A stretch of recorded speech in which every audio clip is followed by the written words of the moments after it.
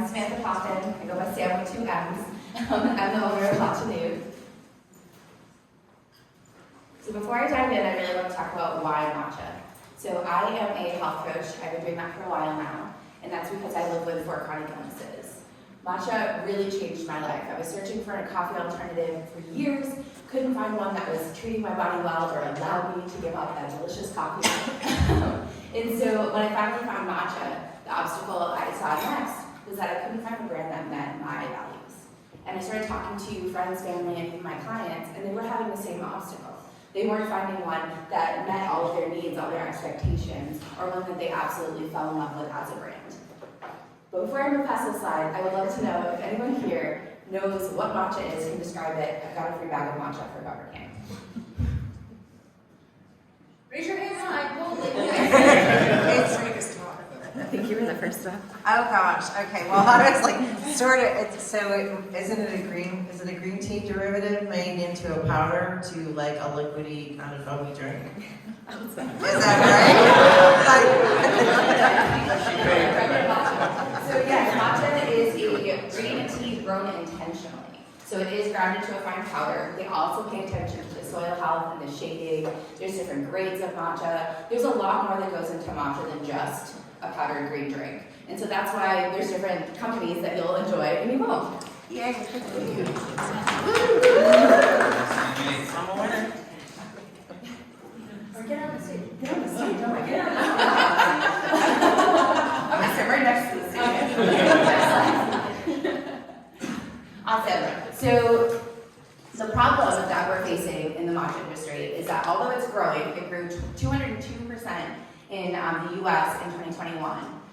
The companies that exist are dramatically offering different things. A lot of them are offering really cheap matcha that people are like, all right, yeah, this is good, I like this price, but they taste bitter, mossy. It has added ingredients like tons of sugar, like more than you should have in a day. The other obstacle is there's ones that are expensive. The ones that are expensive are usually ceremonial, and there's been a huge marketing game to say that you have to have ceremonial. But ceremonial is like dollars a serving, and it also is going to be very grassy, and it's meant for ceremony, it's meant for occasional use. And so people are seeing those 2 different ones, they don't know what to choose. They're normally choosing the cheaper one, and then they don't like the matcha. These companies are also not offering education, so they're not talking to people about how to prepare the matcha. So they're getting it home and they're getting clunky matcha, or they don't know a recipe, or they can't find one they like. And so, massive obstacle, and this is resulting in people saying like, I'm frustrated, I'm giving up, I don't like matcha, right? They're just deciding like, I thought it was gonna be cool, it's trendy, right? It looks delicious, I love what people are saying about the benefits of it, but it's not for me because I can't figure out how to enjoy it. The other obstacle is people are going to coffee shops and one is amazing and the next one is terrible, right? And so that's what's going on right now. A lot of people are buying the cheap one, they don't know what to do with it, and then I often hear, oh yeah, I got this matcha that's been sitting in my cabinet for 6 months. So they try our matcha at an event and they're like, I'm just gonna go open that one. Well, matcha's actually supposed to be refrigerated for long-term use. We don't do that in the US. We get it home, we just put it on the counter, and then the color fades and the taste fades, and it becomes more bitter. And so that's another huge piece of lack of information. And so people think like, oh, I can just go in and use that. You can absolutely bake with it, go have fun with that, but I would not put it in your latte. So this is where Matcha Nude comes in. We are an ethical, sustainable, delicious, and affordable matcha company. We offer organic premium green matcha from Kagoshima, Japan, and we package it in 100% compostable packaging, even in a backyard compost. So it does not need to go to a facility. You can literally throw it in the woods and it's going to decompose. We also are so much more than we're also so much more than just the matcha. We're really looking at sharing with people the lifestyle that comes with this massive, change in your body when you drink something like matcha. So our solution, number one, we're affordable. Our most expensive option is $1 a serving. Our least expensive is 35 cents. And so we're making it accessible for people to drink on the daily. It's also delicious, and the reason why is because of being grown in Kagoshima, Japan. Kagoshima, Japan is home to an active volcano that erupts over 1,000 times a year. So that volcanic ash is cleaning and feeding the soil, making it some of the cleanest, purest matcha.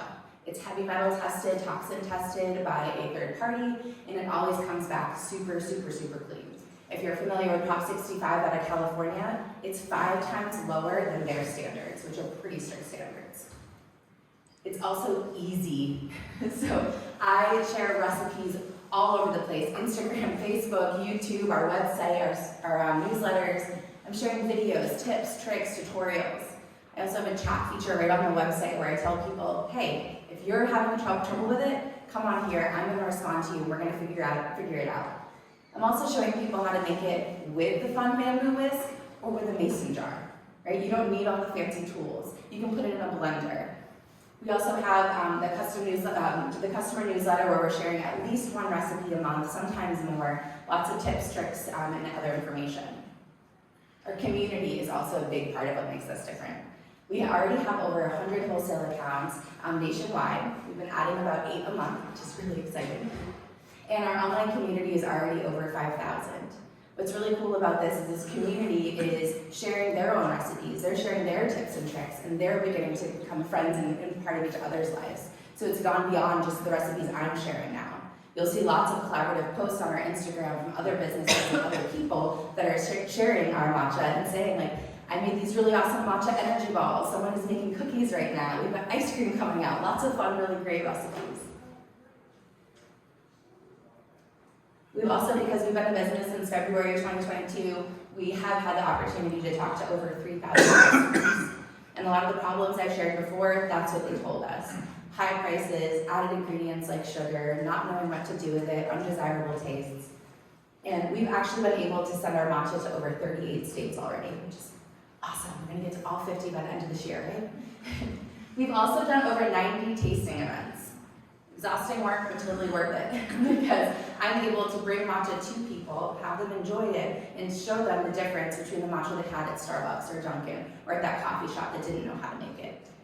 And so we're making great profits at these events, but the biggest thing has been able to get returning customers. They're able to sip the matcha, they're able to trust us, and then they're able to take it home and enjoy it. We also have over 160 reviews on Google and our website that are really awesome to read. I encourage you to check them out. Really awesome stories. On the next slide, I have a few here. So we've got, this matcha is like no other. This matcha is seriously the best matcha, which of course just makes me feel great, right? But also I love Amy's story here. She was a longtime matcha lover, but she was searching high and low for one to be able to make at home. She wasn't able to figure out one that she could make just like she was getting out of the coffee shops until she found ours. And so that's really exciting. If you want to check out more, I encourage you to do so. Our momentum and traction. So as of April 1st, we had our first 100,000 in sales. And thank you. And then March, last month, we had over 11,000, which was our biggest month so far. And we're already about to beat it this month, which is very exciting. We sell 3 different ways. We do those in-person events, and we sell on our website, on Shopify, and then we do wholesale outreach. So on Shopify, our average order is $38, and it's continuing to rise, which is really awesome again. Our returning purchase rate is 35% right now, and our conversion rate is 6.7. But what's really been awesome is those wholesale accounts are now across 12 states. So we have a wholesale account in Hawaii, we have one in Washington State, so we're not just in the Southeast anymore, and that's really exciting for us. Our average order right now is every 6 weeks for about 125, but as we get these larger accounts farther out, they're ordering bigger. I have a $450 order in my car to drop off after this, so we're getting more of those, and we'll see that average increase very soon. This has been exclusively by me cold calling places. We have a fair account, we've gotten probably 10 the entire time in our business on there. It's been great because people trust Fair and then are able to trust us, but most of this has just been me going to a different region, going into a coffee shop with a sample, telling them why we're different, and then getting to try it and trust us.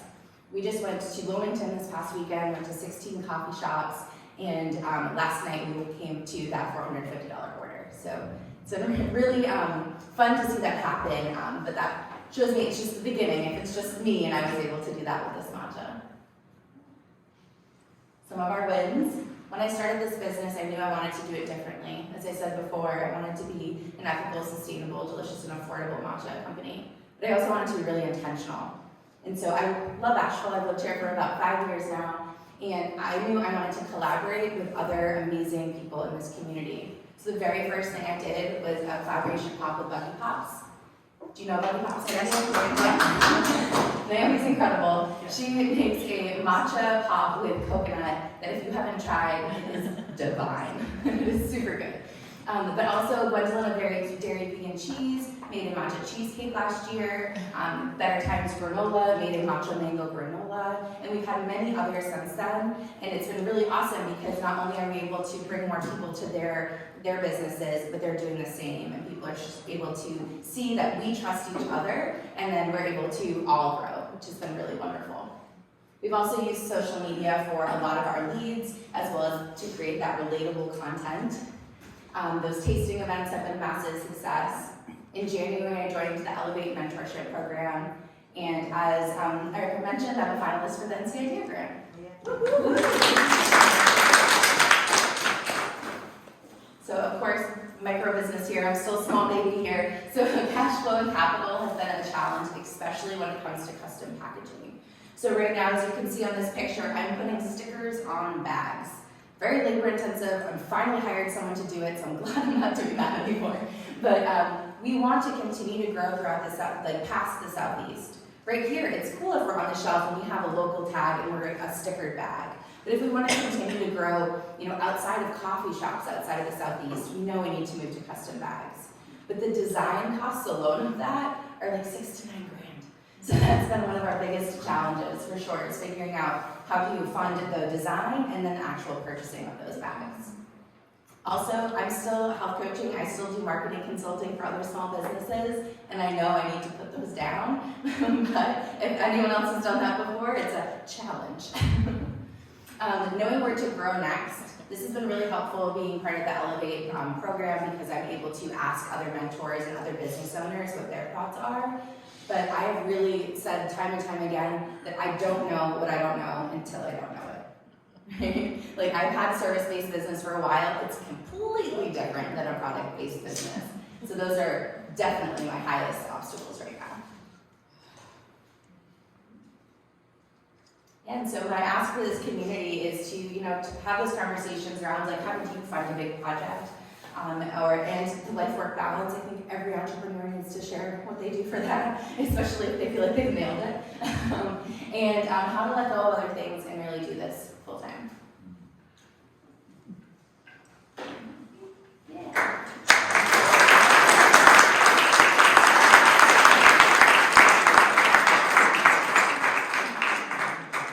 My contact information is up here, and I do have 2 more bags of matcha to give out before questions. Is that okay? You want to give them before questions or after? It's up to you. You can have a more of a build-up. Yes. All right, Matt's on mic, so raise your hand if you have a question. Hi, this is so fun.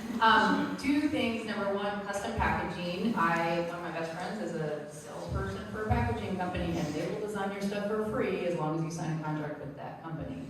So just so you know, the design piece can be completely free. They have full in-house agencies that do amazing things for very big brands. So.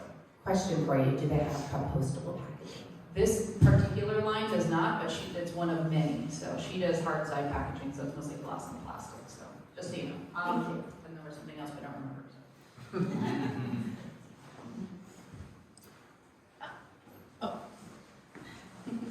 I just have a question as a totally unaware of what the comparison of matcha to coffee as far as stimulation, the things that I know that people drink coffee for, and how does matcha compare to that? And are you continuing to talk to a matcha knowledgeable audience and forgetting about the audience that is totally clueless but might be interested? And that's not a criticism, I'm just curious as to, because in your presentation I haven't really seen a comparison to coffee, and to me, in my mind, it's a, that's a need.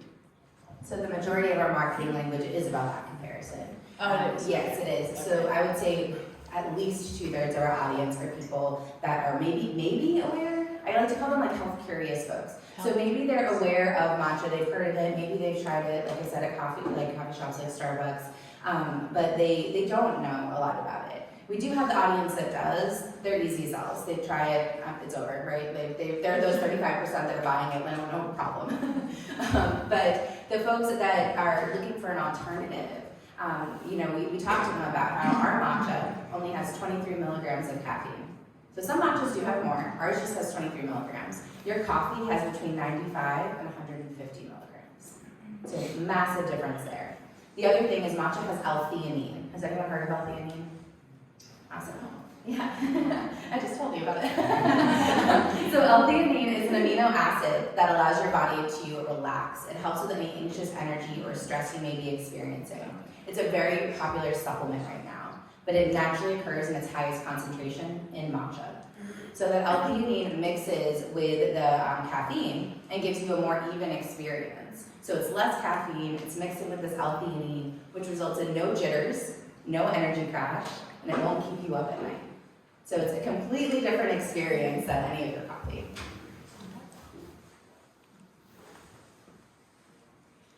If I'm health curious, how does this stack up to like mud water? I mean, would you expand to like a mushroom product, but then it's called Matcha Nude? So as I mentioned at the beginning, I tried all the alternatives. I love a lot about mud water, but if you've had it, if you don't drink it in 5 minutes, you're mixing it again, right? It sinks and it's challenging. Also, some of those products have ingredients like dandelion root or chicory that are reactive to other people's digestive systems.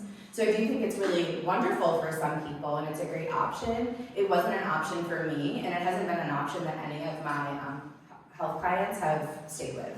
They might have played with it, but most of them tell me they did the subscription and then the mud water piles up in their cabinet.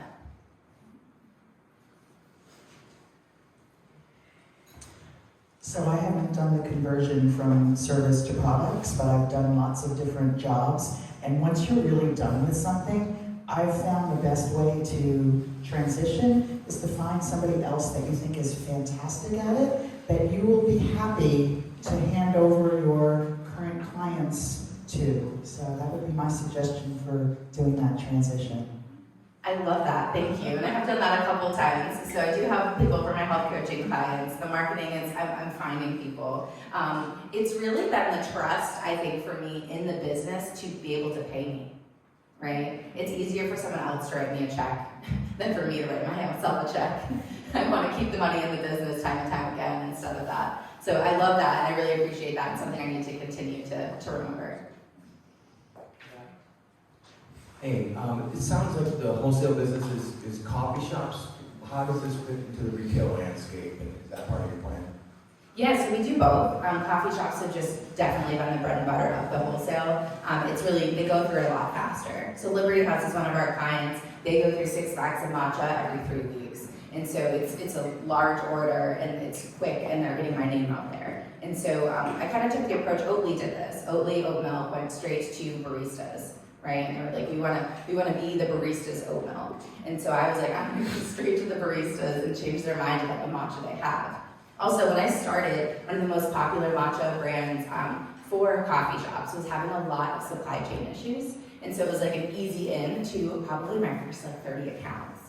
But we do the retail. We are at the Co-op West Village Market, and a lot of our coffee shops do have retail sections, but it's just as easy for people to get it online. And so although it's great, I love having both options. We have a map on our website that has a filter, so you can say, hey, I want to go get this retail bag, and you can see all the places that have that. But I get so many online orders from Asheville. Even though you can pop into all these different locations and get it, people are still like, I want this convenience of this. So I definitely, when I get that custom packaging, want to reach after more grocery stores to be next to my competitors. But for the start of the business, it was absolutely the coffee shops that allowed us to have the cash flow to move to where we are.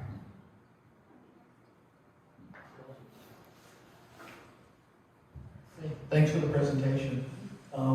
So you mentioned adapting to a product business was a challenge, right? I've done a service business, so I'm curious if you could share a couple insights, or what is it about selling a product that struck you that's different? So some parts are easier, right? Like the commitment is way cheaper than if you're going to work with me as a health coach, right? You can buy a $26, $15 bag of matcha and it's easy. It's a fast decision.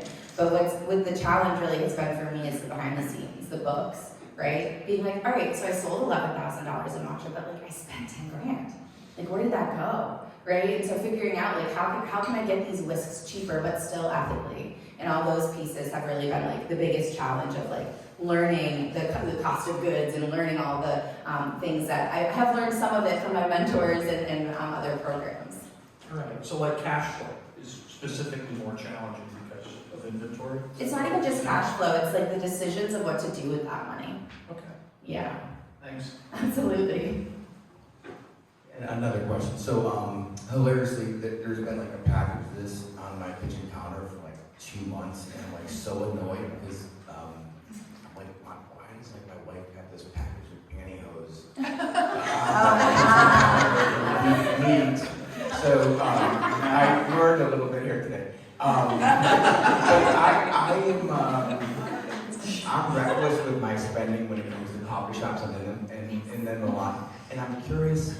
And I know this is the whole industry, but I'm curious if you've thought about doing some collaborations, some potentially some signage, some events with coffee shops to get the people who obviously had no idea what matcha was, and I go in there and buy my $7 soy milk vanilla latte over and over and over again, and I just imagine walking to High Five or Liberty and seeing some sign and and I know you're doing events, but just trying to go up to that crowd that is pretty a lot of us we're showing up at the same coffee shops like every morning, right? Absolutely. So we do have signage that we offer all of the coffee shops. They choose to use them or not. And so it does talk about like the benefits of matcha and then what's unique about our brand Matcha Nude. And we do give all of them a sticker too, so that they, people walk in and they're like, oh, this is Matcha Nude. We do encourage them to put it on their menu so that people know which brand of matcha it is. And we are seeing great return on that. We do also always offer all of our wholesale coffee shops. If you are having an event or if you have a time that you want us to come, we will be there. And we will serve what you serve. So we're going to talk to you about what plant milk you use, what syrups you want to add to it if there are any. And so we do that, and it always is, really great return for us. And usually they'll see an uptick in their sales. But yes, so usually the challenge is some of them are just too busy, right? Like Liberty House hasn't had an open opportunity to do that, but they sell the product. It moves really quickly. I have a couple of thoughts. I'm remiss because I was here a little bit late, so I'm sorry if I'm repeating anything that you spoke about. My first thought is, I'm not sure what you want to do with the packaging, because I think that the actual package represents exactly the name of your company. And I think if you start to create some visual intricacies, it's going to take away from it. I mean, the entire point is nude, and that's nude. I just think that that's actually the perfect package. So, but whatever. That's my opinion. But the other thing is, have you thought about partnering? There's some pop-up brunches.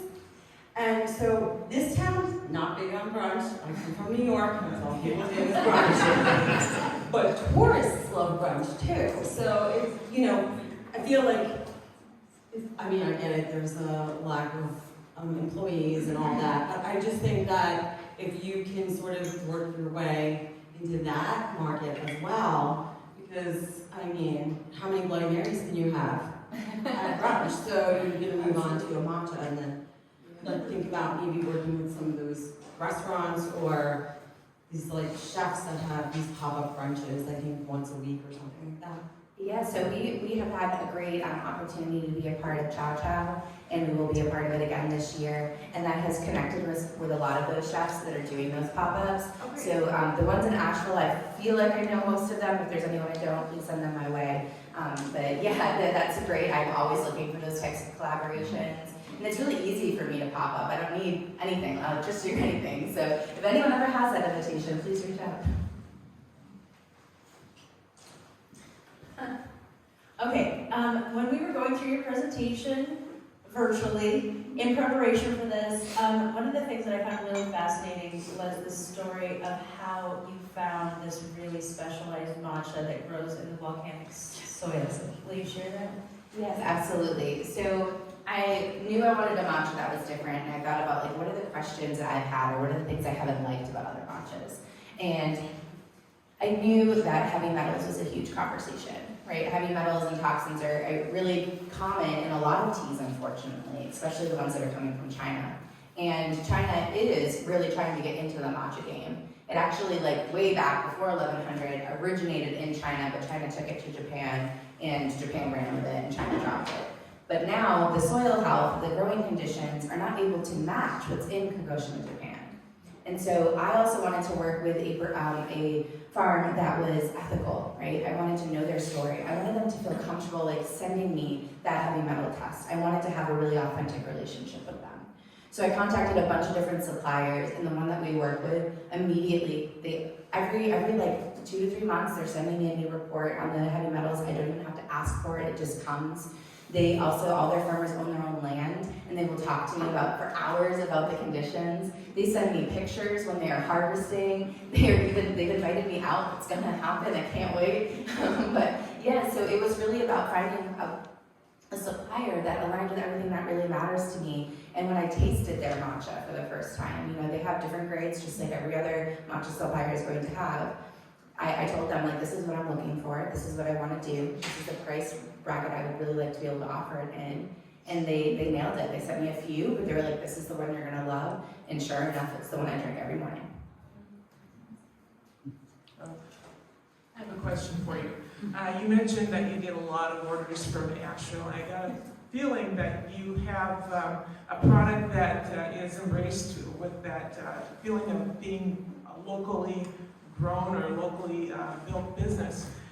And so my question for you is, with regard to your margin, have you the ability to collaborate with coffee companies? Because obviously you don't compete with the coffee product, but they are doing into many of the shops that are probably prospects of yours as well.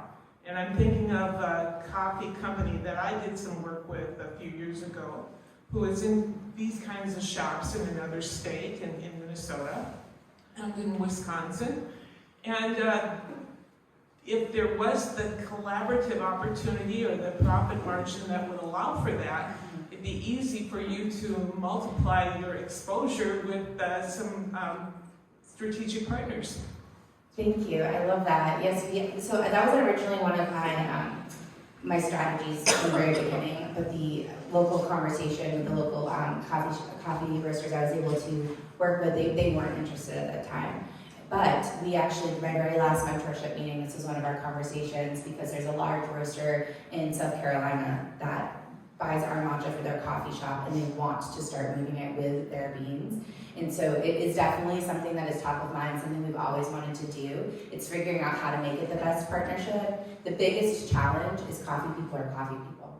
And so most of the roasters that I've talked to, they either don't want to be interested in matcha, or they're interested, but they don't love it like I do. And so being able to make sure that that educational gap is filled. And so that's what I'm talking to that one in Greenville about, is how can we do this, but both win from it.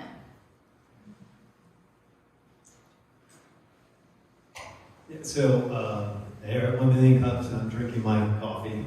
And so I recognize my wife is always telling me that I need to switch. So, related to that, this is my 12-minute cup of coffee every morning. It's my ritual in making my coffee. So what does it take to make matcha that's almost as good, or as good as, or at least healthier than my cup of coffee? Your matcha's gonna be faster. I'll have a 6-minute cup of coffee. So to make, if you were gonna make a matcha latte, what you're gonna do is you're gonna put your kettle on. If you're gonna do it hot, great. You want water just under boiling, so you're saving some time there. If you're being specific, 176 degrees is on point, but just before boiling. You're gonna take just 2 tablespoons of that water and mix in half of a teaspoon of matcha. That's all you need. That little bag I had over there was 38 servings, so very little. Then you're gonna whisk that together in whichever way you want. Like I said, you can use a jar with a lid, a bamboo whisk, an electric milk frother. You can throw it in a blender and then top it off with whatever you want. Today I just topped mine off with additional water, because that's how I enjoy it most mornings. A lot of people are gonna add plant milk to the top of it. That's what's in the hallway. And so, yeah, it's gonna be way faster than, waiting for your coffee to brew. Now, I get it, people are always gonna enjoy that delicious cup of coffee, but I would encourage you to play with it. What if you have a second cup of coffee in the day? Maybe make that a matcha instead. Cool, thank you. Question, and I don't know if it's practical or affordable or anything, but Asheville being the tourist town that it is, the hotels that have coffee makers in their rooms, there's tea bags, there's coffee. Is it practical for you to make a 1 or 2 serving package and put it in all the hotel rooms in Asheville to introduce everybody from all over the country to your product? Yes, I love that. So we do have a few collaborations with different hotels and Airbnbs in the area and offer our smallest bag, but it still does have quite a few servings in it. And the ones that have coffee service, like a hands-on coffee service in their lobby or in a restaurant, they are happy to carry our matcha. But yes, it's just the transition of getting a smaller bag. We have some that we're playing with, but all of our bags right now are resealable, so if we get one that just has 1 serving, like it's just half a teaspoon, so it's gonna be quite a little bag. And so it's definitely on our radar, and I love that idea. Thank you. Okay, so this is a question more just about matcha, it's businessy. I know a lot of people, I'm one of them, that don't drink coffee because of like anxiety issues and stuff, and then kick in. I know you talked a little bit about the, say it again, the thing that's L-theanine, thank you. I'm assuming working with your clients and stuff, you've probably run into this before. So, like, have you found that it tends to be better for people like that? And that, people who already struggle with anxiety, maybe it doesn't, like, kick their anxiety into high gear. Like, I feel like I'm going to kill everybody in the room if although that's a lot more caffeine, as you mentioned. So, I don't know, I just wanted to hear a little bit more about that. Absolutely, thank you for that. So of course I can't make any health claims, but what I can tell you is that L-theanine absolutely helps with anxious energy and stress. It's dramatic. I have a lot of people that came up to me and said, my therapist told me I need to try matcha, right? And so I hear that over and over again. I also gave up coffee about 2.5 years ago completely. And it was because of not only the digestive discomfort I was feeling from coffee, which I decided just wasn't worth it. I also was noticing myself getting more anxious easily, getting more escalated in my stress quicker, and I didn't enjoy that at all. And so I gave it up, and matcha has been a completely different experience, and more grounding, calm experience. And so yes, I would encourage you to give it a try. Of course, you know your body, so if you can handle 23 milligrams of caffeine with that L-theanine, way to go. I always say it's less caffeine than a soda. A soda is 30 or more. And so that's a good point if you ever drink something. Is it more sustained too, or it's not the high level? Exactly, and that's the L-theanine. So it's like a slow release of the caffeine instead of a massive spike and drop. You don't have that massive jittery feeling or that massive crash a couple hours later. You've talked a lot about coffee shops. There you go, thank you. I was like, where's this voice? Partnerships like that. Could you elaborate maybe a little bit on your wholesale strategy and pricing? The strategy and pricing on wholesale? Yes. It sounds like it's very important. Yeah, absolutely. So I have a very fun strategy. I start off, if they're on Instagram, I start engaging with them on Instagram. I like their photos, I comment on their stories, I send them a DM, I have a conversation. It works like, I don't know, 30% of the time. And then I go in and I say, hey, this is who I am. I come in with very minimal stuff. I just have a very small bag that has about 15 servings in it and a rack card that has all of the information on it. And so if they're fast and they're just like, I'm just gonna take this and drop this on the counter, everything is there. My contact information, the pricing, everything. But usually what I'll do is I'll ask, can I have a second of your time to tell them? And usually if I talk about the volcano, people are hooked. They're like, let's talk more, this is cool, right? And then my pricing is currently 33 cents a serving per drink at the coffee shops. So like right there, most of them are like, all right, like this is the main part of this drink outside of the milk. Like I can do that, right? And so the other part is that I say, if you're not confident in your matcha experience, if you're, you just brought it on because it was trending or you don't even have it on yet, I'm here to say like, let's show you how to make it. But also like, let's talk about different fun recipes so it can be on your specials menu so it can draw attention. let's do a collaborative, reel on Instagram so people can see this fun thing. But I never drop them in terms of like, I don't just sell them and then walk away. I tell them from the beginning that this is a collaboration, we're in this together. And your success is my success. And so that's the biggest difference. I also give them space. Once the people I just met with Wilmington over the week, the beginning of the week, I'm not gonna message them until next week. I've got all their emails, I know who the decision maker is, but I'm not gonna contact them for a while. If they want it, they'll contact me immediately. If they have more questions, they might not, but I will reach out and give them space so they don't feel pressured or frustrated. I don't wanna be like every other vendor coming into their shop. I wanna be someone that they're like, this person makes me feel good.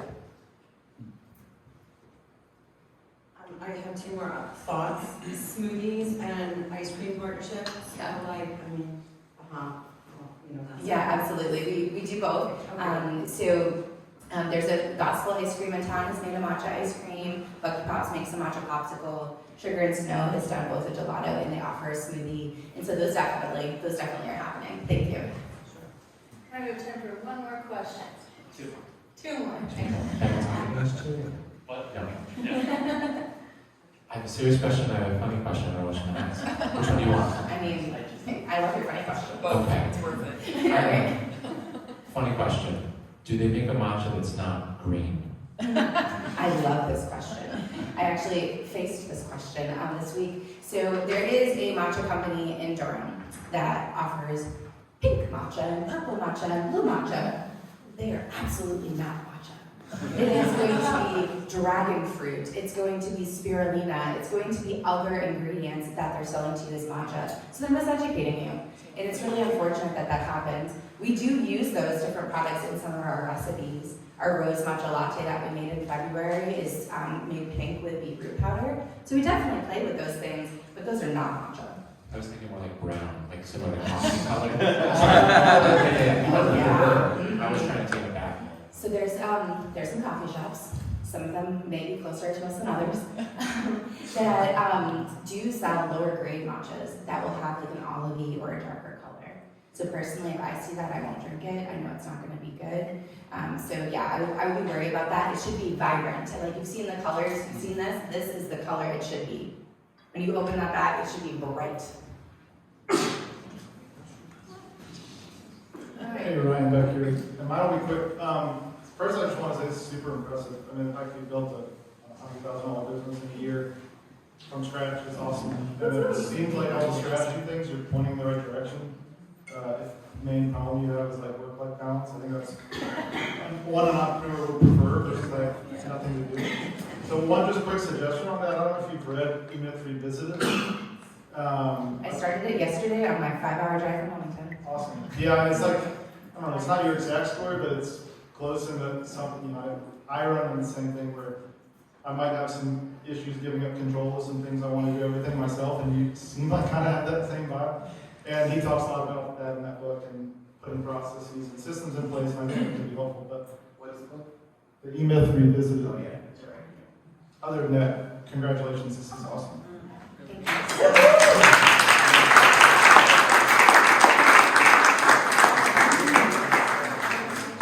Yes, okay, time for the giveaways. Super quick questions. I have 2 packs I would love to know. So we can talk about them as, health benefits, but adding things about matcha that make it super special. So if there's anyone here that knows anything that's in matcha or any benefits to matcha that we haven't talked about, share them and I've got a matcha bag for you. Oh. Anti-inflammatory.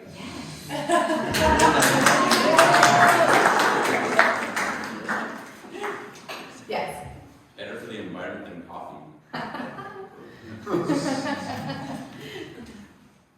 Awesome. So it also has 10 times more antioxidants than blueberries. Research is starting to show even 15 times more. It also is going to support your mood, your memory, your metabolism, your digestion, your skin health, and your focus. So it's much more than just a tea. Thank you.